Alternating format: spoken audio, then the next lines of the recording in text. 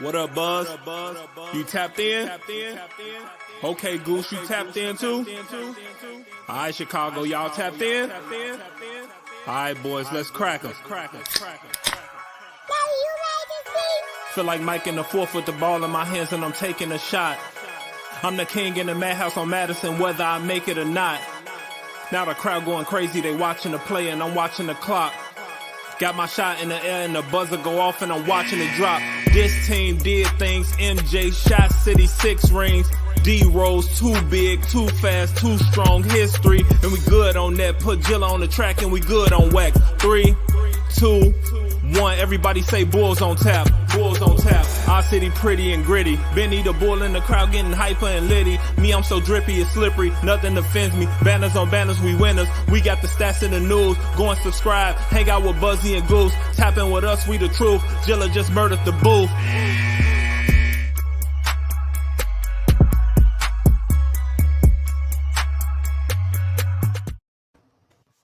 Ladies and gentlemen, welcome to Bulls on Tap. I'm your boy Buzz. I'm joined by my dude Goose, aka Bulls Scripted. We are here to recap a Chicago Bulls loss, the second one of the year, 103-98 to the shorthanded Philadelphia 76ers. But before we do that, be sure you're going to ontapsportsnet.com for all your Chicago sports literature and podcasting needs. Following us on Twitter at Bulls on Tap, at OnTap Sportsnet. Following Goose at Bulls Scripted, me at Buzz on Tap. Anywhere you can listen to podcasts, you can listen to us, 5-star rating and review, because that's cool and tough.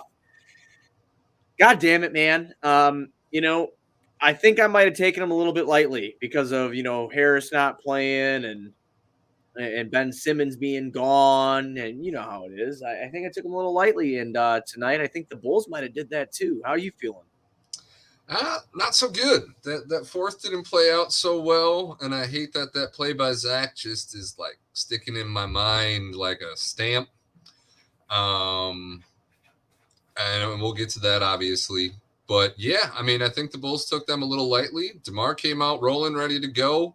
If one thing was proven yet again tonight to start this season, we didn't overpay for DeMar DeRozan. Regardless of what I might have thought on the pay scale and what every analyst out there did trashing this guy this offseason, he's come out and he's made a point, and he's not doing it selfishly. He's doing it within the flow of the offense for the most part. Yeah, no, absolutely. DeMar DeRozan has just been absolutely electric. I write an article today over at OnTap about DeMar the marksman, because he's been shooting and hitting threes, so just kind of like, hey, man, it's pretty cool. You go look at like last year's stats or even back in, 2019, 2020. And he's taken like 68 3-pointers a year. He's got 17 through 7 games with us. So I was like, okay. And he's hit, 7 of them. So it's like 41%. So, doing this awesome like little breakdown on OnTap, thinking like maybe some things have changed. He comes out tonight, takes 1, doesn't go in. Said, who's this Buzz on Tap author guy? What a fucking idiot. But, other than that, no, he's played really good, man. He's been efficient these last few games. He's hitting his free throws, 11 for 12 from the line tonight. 37 points, 10 rebounds, and 1 assist, 1 steal for him. And he did have 3 turnovers as well. But he scored damn near 40 points. That'll happen. At one point, Stacey had said on the broadcast, or was Adam or Stacey had said on the broadcast, he was plus 17 for the Bulls tonight when he was on the court. He finishes with plus 12. In a loss, that's pretty impressive. Oh yeah, there's some other things that we need to go over in this loss that I'm fucking blown away by. One of them, we finally out rebound somebody. 47 board. Joel Embiid and Andre Drummond. We win the rebounding battle against 2 guys notorious for rebounding, and nada. Yeah, I was pissed. I'm pissed about that. Like fucking A, bro. They got him by 12 rebounds. It was 47 boards to 35 boards. The turnover battle was dead even. Bulls had 15. They had 14. Now, what is kind of annoying here is that the Bulls went 6 for 21 from behind the arc, and Philly went 12 for 28. So that's where the Bulls really lost this game. Not a lot of generating 3-point shots. And, hey, man, Philly was hitting them at a fucking high clip for a little bit there. I mean, Thibault hit 2 of them. Yang hit fucking 4 out of 8. I mean, they look pretty good. Or the role players looked pretty good because Embiid looked like shit. I mean, No, yeah. At the towards the end of the game, he only had 15 when he started going to the line consistently, and I was like, damn. Vooch did a is a pretty lot decent better at job on him. defense. Yeah, Vooch is a lot better at defense than people give him credit for. He did a good job on him in the first half, and then Tony Bradley did a really good job on him as well. I mean, he goes 6 for 18, 1 for 5. He was forcing jump shots tonight. He didn't want to go in there and bang. And I don't know if maybe he had the night off the other night. I don't know if that was like a designated rest night or something's bothering him. But we've watched Joel Embiid play before. There was an injury because he's physical, we were unsure if we were going to see him tonight or in either of these two games. Right, yeah. He's usually a physical guy, but he was kind of settling for jump shots tonight. And I thought that was a great fucking plan, but the Bulls let all the other guys beat them by having shitty rotations until they really shored the shit up in the second half. They were not rotating to the offensive player getting the ball. They were missing people. Lazy defense a little bit there in the first. I mean, again, I don't want to harp on it too bad because they only scored 103 points, but they just kind of came out lazy tonight, I felt. And it bit them in the ass. I mean, Seth Curry bit us in the ass. That shot. Yeah, that shot was tough. There's nothing you can do about that. Caruso had 2 hands up, volleyball, net protection in the face, and he drained the shit. He pulled the DeMar DeRozan on us. And we just had to sit there and watch. And then DeMar thought we was getting free throws, and Joel ended up having a clean block there. So no heroics there. Just really tough to swallow. But, I mean, the way we played to even make it a game at the end of the fourth, I know it's cliche to say, but we were there. We made it a game. And if every game is like that this year, I think we're in for a fun season. Yeah, no, for sure. I mean, you can't win them all. Like, that's just not what this team, not what this team is, not what any team's ever been. You can't win them all. But I will say, I mean, I like the games where I feel like we could win. Like, because it's a better takeaway than from what we've had the last 3 years that we've been doing the show together, right? Like, where we just got completely fucked up and we're just on here then fucking ourselves up to not feel anymore.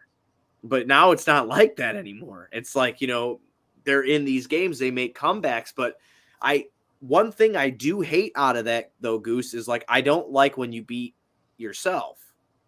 And that's what they kind of did tonight. And I have to blame the bench a lot for this too. The bench came in. I'm not saying there's a scorer on the bench, but it was completely a different, situation than it was in Boston. They only account for 13 points tonight, the bench. That's all they got out of it. Do we have a timetable on when Kobe's supposed to get back? They were saying in the beginning of the game, or before the game started in pregame, that Kobe is itching to get back. But I mean, the report still reads sometime in November. I'm thinking a little bit more December-ish. Closer to Thanksgiving then. Yeah, I would say it was gonna be. I'd say it might be after, maybe, because like he hasn't really started doing much in practice. Okay, so he's not even taking contact. So it can be itching all he wants, but if he's not taking contact, we're right. I mean, we've seen some crazy things before where somebody hasn't been taking contact. They take it for 2 days and they get in a game. We've seen some shit like that. I mean, if you go back to Lowry last year when that shit happened, but I don't know what they're doing with that. But I mean, that's a very big miss for the Bulls right now, is having a microwave like Kobe White not being able to come off your bench and score the ball. Now that means somebody's going to be odd man out in the rotation. I highly doubt we get 10-man rotations constantly, whether that's going to be Javante, whether that's going to be DJJ, whether that's going to be, Io, which I don't think so. I think Billy's really liking that kid. So I don't know. I guess we'll just have to see what happens. But, 13 points just doesn't cut it off the bench. And this is something I want to get into as well. 2 for 7. 10 rebounds, 6 assists, 1 turnover, 3 fouls, 4 points. Nikola Vucevic. That's not good. No, especially when your goal when you're playing Embiid as Vucevic, who is more of an offensive player than a defensive player, is to make Joel work and get points and not give him an easy night. And as you pointed out, Joel kind of gave himself an easy night on the offensive end. And by the looks of things, Vooch gave him a pretty easy night on the defensive end as well. Yeah, so aggressiveness, right? Like, I mean, yeah, dude, you got to command the ball a little bit more, throw yourself in the paint, get yourself into position. You got to do something. I will, however, say though, this narrative surrounding him right now of losing his touch or he sucks or whatever Bulls fans are saying about Vooch, through these first 7 games, now 8 games, it must be getting to him because, or his teammates. There was moments that motherfucker come off a screen or set a screen, the defender get dragged with the dude with the ball and Vooch be standing there with no ball. Wide open. And that happened with Lonzo tonight. That happened with DeMar tonight, which I was kind of surprised about. DeMar did look for him a couple times, though, so I'll waive the DeMar miss. Zach wouldn't pass him the ball. I felt like Zach was not trying to pass Vooch the ball in situations. I felt like Zach was – and I'm not saying Zach was doing that to be a dick. I think Zach was trying to force his shit. Zach's final line tonight? Zach's final line's still decent. Zach goes 11 for 24. A little bit under 50% from the field, but 2 for 7 from downtown, 3 for 4 at the line. He has 27 points, 9 boards, 1 assist, 1 steal, 5 fucking turnovers. That can't happen. That can't happen. Not if you're going to have, obviously it's not that poor of a shooting night. It's still pretty efficient, but to put up 24 shots to get 27 points, and then have those 5 turnovers in there, you got to clean that up. Some of those shots probably should have gone to Vooch. How many shots did Vooch even get tonight? 7. So, yeah. And see, now we're getting to Lowry Markkanen territory, and you're talking about an all-star, towards the back end of his prime, but still very capable of giving you a double-double every night. He needs more than 7 shots. Yeah, Lonzo, he had to fucking shore it up a little bit. 5 for 11, 3 for 6 from downtown, 13 points, 5. 3 late. Yeah, 13 points, 5 boards, 5 assists, 3 steals, 5 turnovers, and a block. 4 fouls for him. He was a +5, though, in the plus-minus. He went on a little run with that bench there when they were in, and I think that brought his shit back up. I do want to talk about Zach a little bit more in this loss and just kind of some things that I saw out of him in transition. Third quarter, there was a chance for him to hit Tony Bradley in stride. He waited too long, got into the teeth of the defense, threw the ball over to Bradley. Bradley went up for a dunk, got his shit swatted away. Zach's peripherals and feel for the game tonight looked very odd. Because, he's averaging about 5 assists a game. We've seen Zach be able to find his teammates. I think that's point guard for us for the last 2 years. Well, right. But I think that we've also said on this show sometimes about how he misses somebody because he's looking for his shit. He's looking for his shot. And that's a score. But that's what kind of, separates you from a scorer to that all-around player that you want to be, a supermax kind of guy.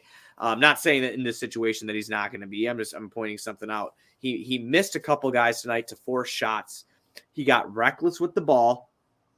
And this loss is nowhere near on him. He was one of the only guys scoring the ball. But he did make some key mistakes there that were detrimental to what the Bulls were trying to do. You can't, they like to run. The Bulls like to run. When we get into fucking half-court sets, we're bringing the ball up the court, okay? We're stagnant. There's a lot of ISO ball that is played, and that happened tonight. When we're on the run, we're the best. But Zach tonight, even on the run, was looking for Zach. Even when he came in the fourth, where everybody was like, why the fuck did DeRozan not get that ball? He's literally hitting. There must be a magnet in it because it just keeps fucking going in. It's just amazing. But Zach was looking more for him tonight. I don't know if that was a mental thing or not. They all looked frustrated. I just want him to clean that up because, when you want to continue winning, you need to get that cleaned up and you need to trust your teammates a little bit. Do you think this is simply growing pains for Zach, playing with talent? Yeah. That he's never really outside of Cat when he was a rookie and, having to take the backseat to Wiggins there. It's been a few years since Zach has had to take the backseat. Like even, if someone else is hot, Zach's usually hotter. Now you have DeMar. And you have to make sure that you get Vooch more than 7 shots and 7 points. That's just not acceptable. So hopefully it's just growing pains, compounded with the fact that he has an injury. So he's compensating there, and he doesn't want to lose his opportunity at that Supermax contract due to an injury. That's got to have at least some factor to why he's playing outside of the team itself. So Zach's obviously kind of juggling a lot of things mentally and physically right now, and he's still putting up the points extremely efficiently. Like if you look at the overall stat line, all-star still. So oh yeah, no, absolutely. Like I said, this is not a hate fest on him. It's just observing things that he did tonight that I was kind of confused about and wondering why he was pressing as much as he was. I understand not everybody was scoring, but you never know he'll get a spark from, man. I mean, you never know. You think Kobe coming back would solve that issue? Well, I mean, Kobe's going to bring you another 10 to 14 points a game. I'll say 12 to 14. I don't think he has less than averaging 12 when he gets back off the bench. Guy's a good scorer. Yeah, he's a flamethrower. So, yeah, I mean, that'll definitely help for sure. I mean, but again, that's why in these situations, yes, Kobe would help, but the game was winnable. With or without Kobe, the game was winnable. And a lot of mental mistakes kind of took part there, and that's what happened. A lot of forcing of the shots, too. A lot of forcing of the shots. He had a bad air ball on a fadeaway attempt tonight. Again, the turnovers late, it doesn't help. You got to ride the hot hand, and that hot hand's fucking DeMar DeRozan. Just give him the ball, let him create, and get the fuck out the way when it's working for him. Because I'm sure him in his career, his 13-year NBA career, if you have the hot hand, he's going to get the fuck out the way because he knows this is how I got to win. So nothing too terrible. I mean, it was just, it sucked a little bit. That's all. It just sucks to get back in there and then beat yourself. You were down 1 point and then it just completely turns. What do you think Vooch has got to do, man? Do you think he's got to continue to stay aggressive, continue shooting that ball? I mean, he's got to do something. He's getting older. Older guys tend to start slower. Even with the full training camp and all that. You're on a new team. You're getting less touches. You came from Orlando where you were the dude. You were the only reason that they were winning games. So you got 20 touches a night guaranteed. Now you got two guys in Zach and DeMar who are better creators for themselves. They can initiate and facilitate the offense. So they're guaranteed those touches. For Vooch, that's not given. And right now he isn't hitting his shots. So, but his teammates do have to continue to fight him. You can't give up on a guy that's, a 20-10 machine for the majority of his career. It's just, I don't think the clock has run out on Vooch like that. No, it absolutely hasn't. Because, I mean, dude, honest to God, Vooch's game is not built off athleticism. His game was built off kind of, a good back to the basket game, but the guy could shoot like that. That shit'll last in the league until he's like 37 years old. He still has 3-4 years left in him or he's going to be at a very good level, or he should be. I just feel like he's having trouble with his spacing right now. Like, where should I be? I got two attackers here in Zach and DeMar. So am I going to float towards the outside? Is that where I'm going to make my living? We're not getting enough elbow pick and pops with this fucking guy. We should be, because I feel like that's where that's his bread and butter. His bread and butter is right at those post corners. Right. So, like, that's what I would kind of be doing. But again, like I said, it starts turning into ISO balls. It just, and especially because, the green light is there for the mid-range shots. If you're a great mid-range shooter, Billy's not telling you not to shoot it. Yeah, apparently. I mean, that'd be a fucking, totally hypocritical and contradictory to DeMar DeRozan's game. Which I think when you said Vooch getting older, that shooting is something that shouldn't really fade on you. Do you think that's part of why DeMar is going to start taking more threes? Do you think he's planning for that longevity game? That Dwayne Wade that kind of got to evolve into a better three-point shooter so I can stick around kind of thing? Obviously, he doesn't need it yet. He's still got all the bounce. Started the game off tonight with that slamma-jamma, and I thought we were going to be off and rolling after that. I thought the momentum started off good. Like, I'm like, oh, they're so fucked. Hashtag pray for the association all day. That's what I kept fucking saying, but obviously turned out wrong. I don't know. I just think DeMar wants to be the greatest basketball player that he could possibly be. Okay. No, I mean, I guess the better question would be, do you think it's a personal thing for DeMar, or do you think Billy's empowering him more in the system to take those shots where other places he was more discouraged because he isn't consistent there? I definitely think the coaching has a little bit to do with it. Like Billy saying, like, this will make you more effective within the offense that I'm trying to run, try to work on it. But I could also see DeMar just taking that and be like, it's my 13th year in the league. I just got knocked all off season after I got signed and traded here that I can't shoot the long ball. So fuck you. I'm going to show you what I could do. And, that's basically it. Yeah, that's probably, why he's working on it. I mean, his volume of threes back in Toronto, if you go look at it, they were up in like 200s and shit. And then like once it started getting, yeah, oh yeah, I swear to God. I was looking it up the other day. I was looking it up today because I wrote that article. I can actually just even get you the numbers while we're sitting here on the podcast because I was curious, man, because I was like looking at it. I was like, okay, he's shooting 41% from three. And I decided like look at catch and shoot, right? So out of the 17 threes, 15 of them were catch and shoot, right? And he hit 6 out of the 15. Yeah, he hit 6 out of the 15 in the catch and shoot, and then he hit 1 out of 2 3-point attempts. He hit one of them off a pull-up. So that was like the 7 for 17 thing, So I was just curious. I'm like, man, how many fucking 3-pointers has he taken throughout his career? Because I just hear about how he's knocked all the time, and this guy was a multiple-time all-star and all that shit, so it just didn't make sense to me. But 3-point attempts, he actually took 287 in 2017 and 18. He took 210 in 2013, 2014. Those are both all-star years over in Toronto, though he only did shoot in both those years 31% and 30%. His highest career average shooting from three is 33%, and that's in 2015 and 16 when he took 139 3-pointers. So if the season were to end today, which it won't, but if it were, this would be his career high in 3-point percentage at 41%. But, yeah. So I don't know. That 280 season, I never would have guessed that. Yeah, no, I'm with you. Around him. Yeah, I'm with you. I would have never thought that he would have done that too. And that was in his age 28 season too.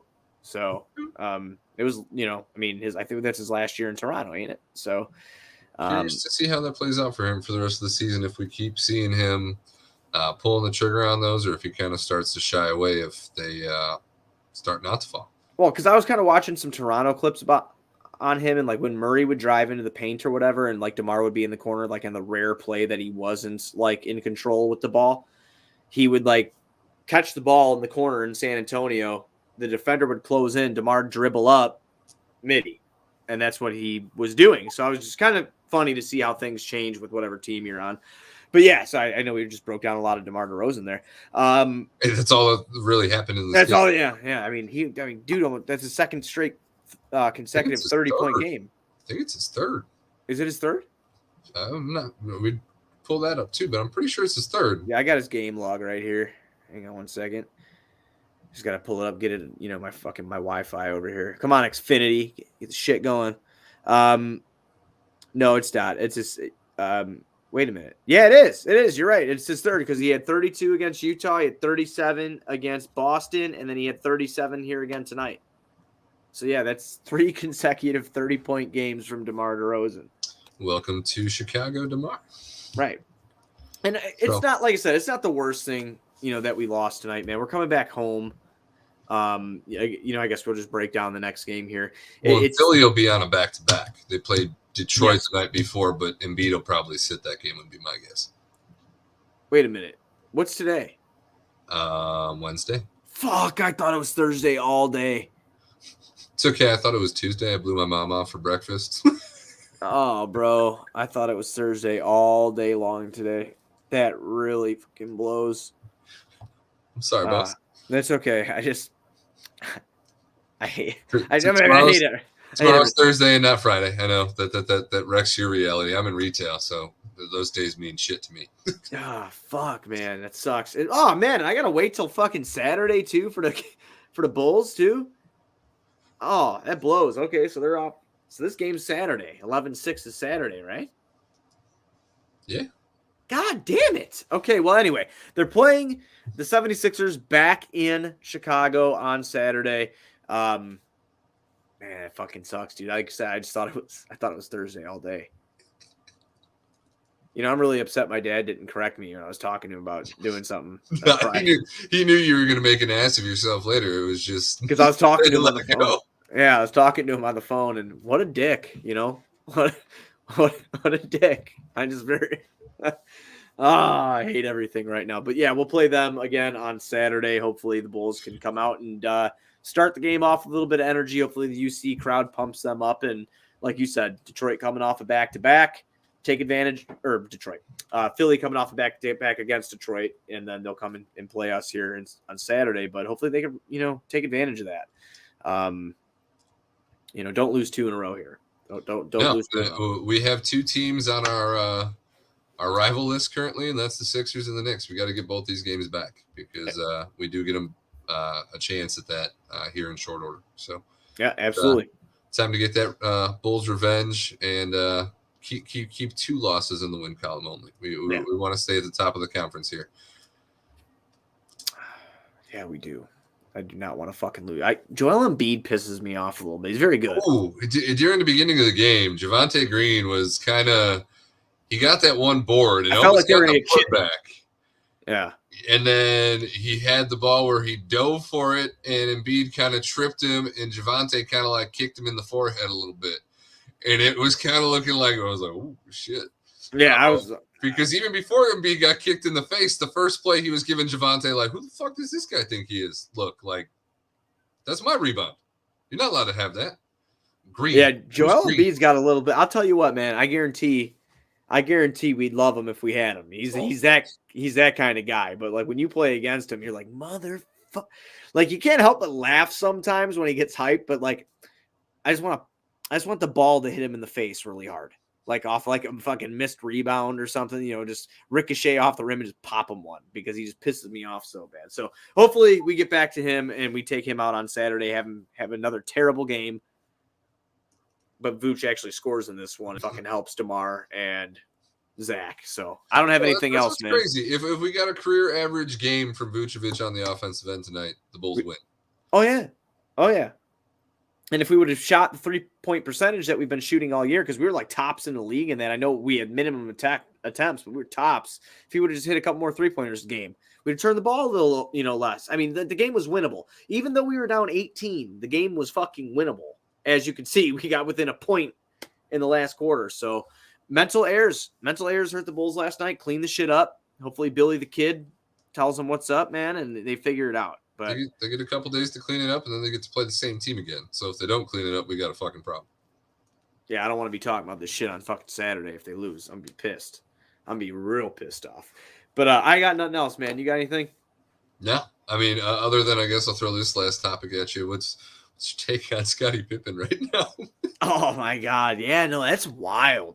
So I don't fully understand what the fuck happened because it just seems like Scottie's kind of a walking contradiction right now. But I'm also going to point out the fact that as much as I love him and what he did for my childhood and what he did for Chicago Bulls basketball, Michael Jordan is the GOAT, hands down, but we all kind of know he's a prick.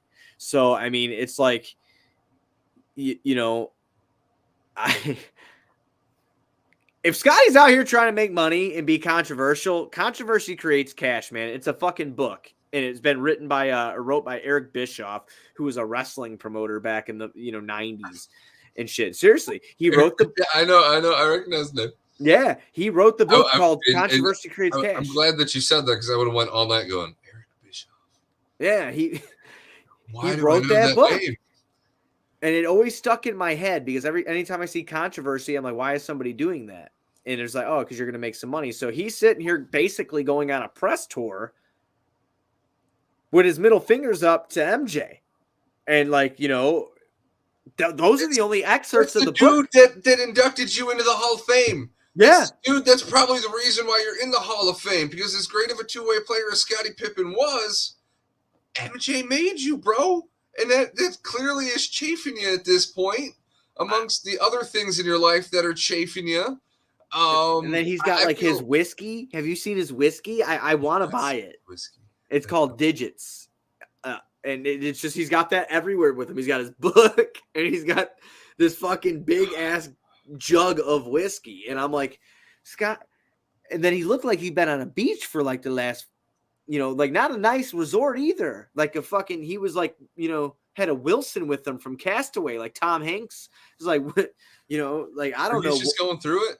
I don't know. I guess. I mean, I don't want to say that listen, I don't know if he's being sincere in everything that he's doing or he's just trying to make a quick buck.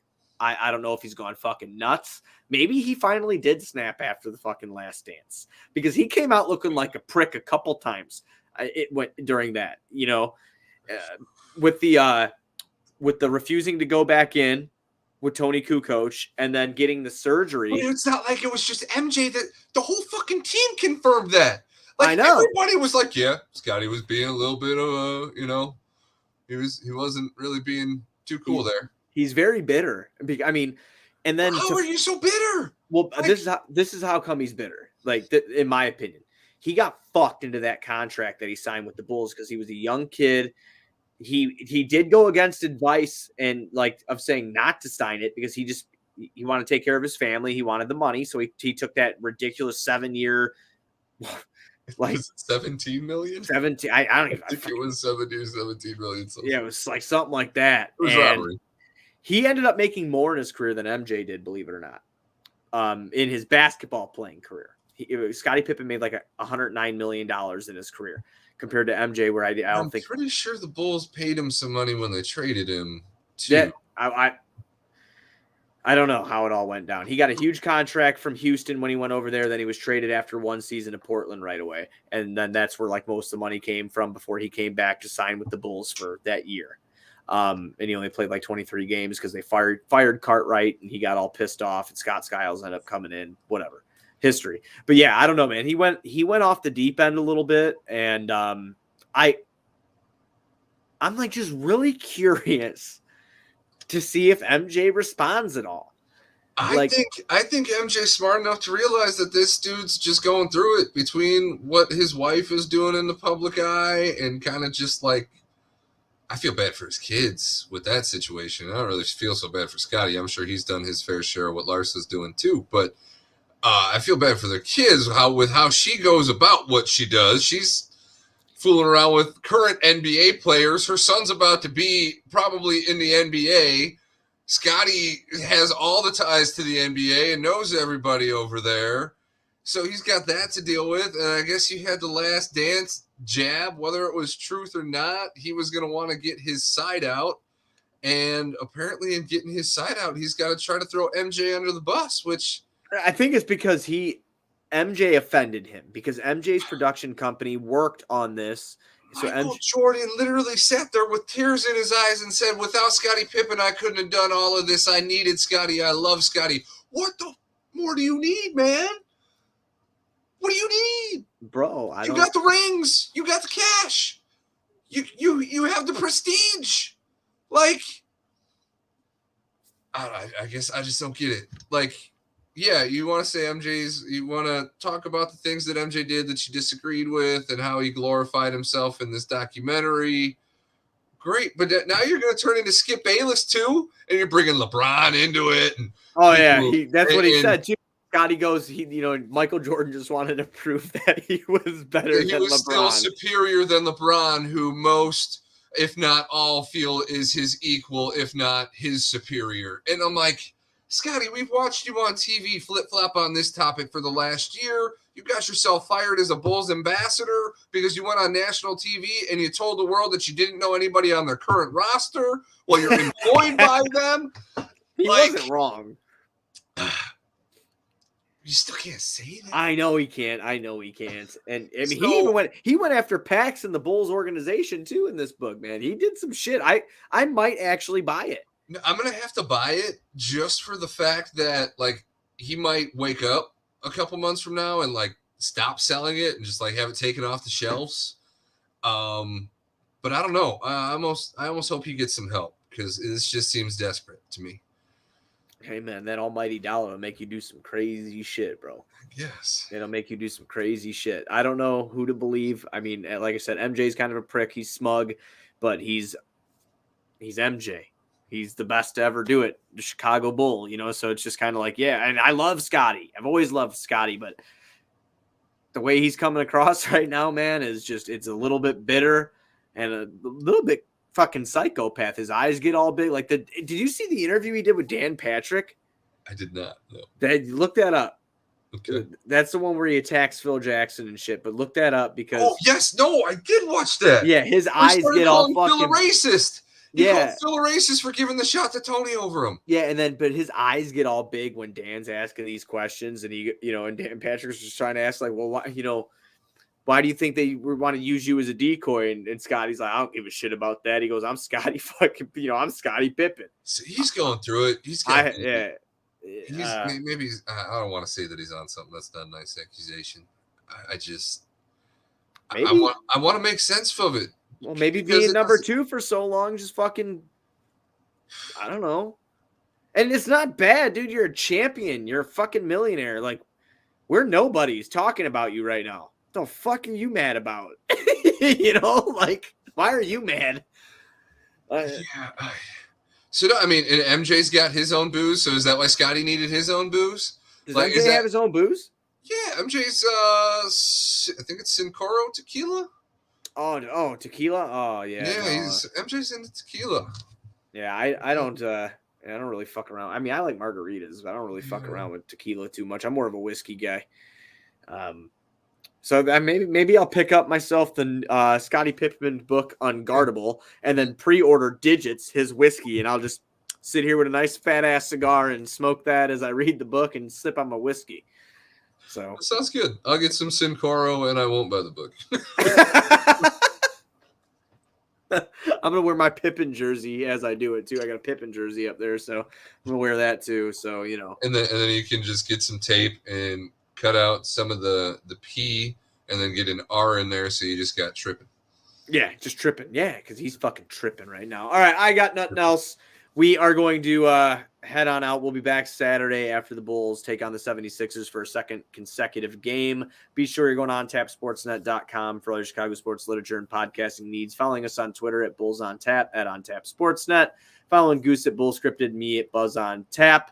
Anywhere you can listen to podcasts, you can listen to us. 5-star rating and review because it's cool and tough. We will see you guys Saturday. Let's go Bulls.